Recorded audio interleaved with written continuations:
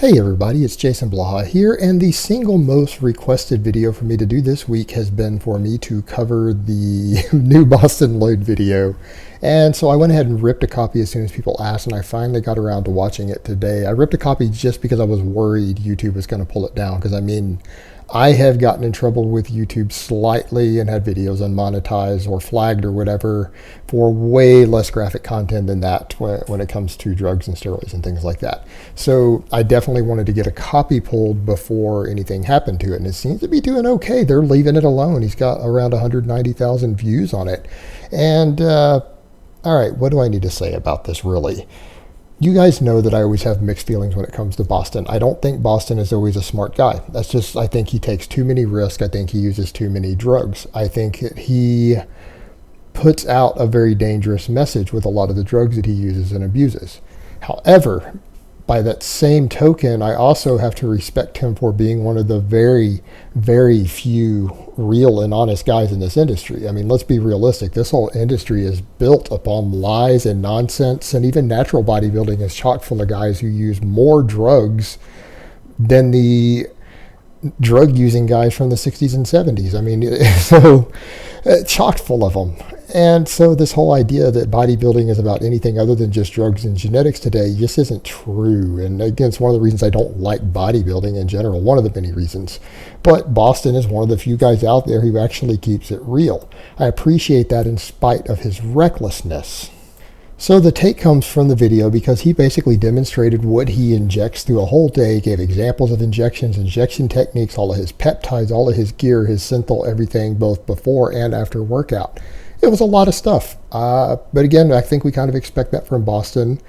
Overall, the take homes from it, I think a lot of his injection techniques are actually fairly intelligent, fairly well thought out, and fairly researched. So as far as some of that goes, yeah, his information there as far as actual injecting techniques is actually pretty good, particularly even knowing how to site enhance some things, because again, every bodybuilder is going to site enhance. That's kind of just the way it is. Even natural bodybuilders site enhance with synthol these days.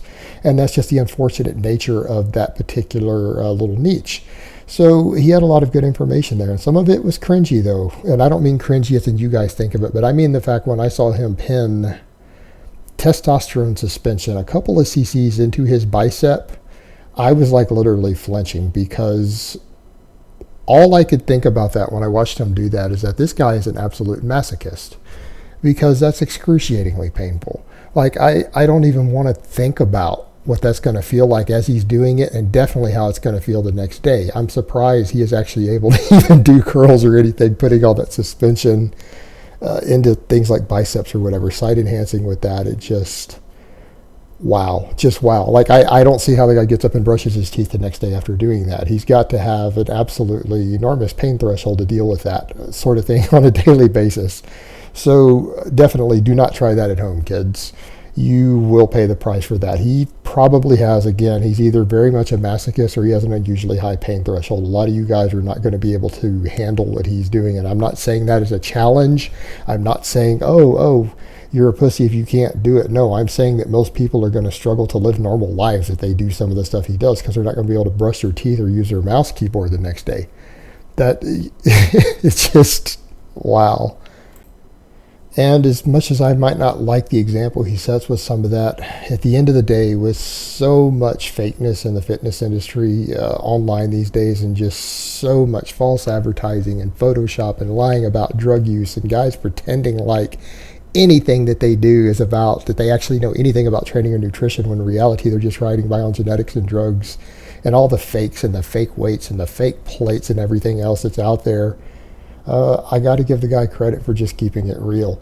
That's pretty rare in this industry. It's insanely rare in this industry. And he does it well. He's marketed it well. He's making money doing it. He's making money being real. I might not like what he teaches. I might not like the message he gives. But at least he's not lying to you guys about any of his techniques or what he's doing, or playing it up to anything other than drugs. So what more is there to say about it? All right, guys, but that's really all I have to say on that today. I hope it's been informative, and I will talk to you guys next time.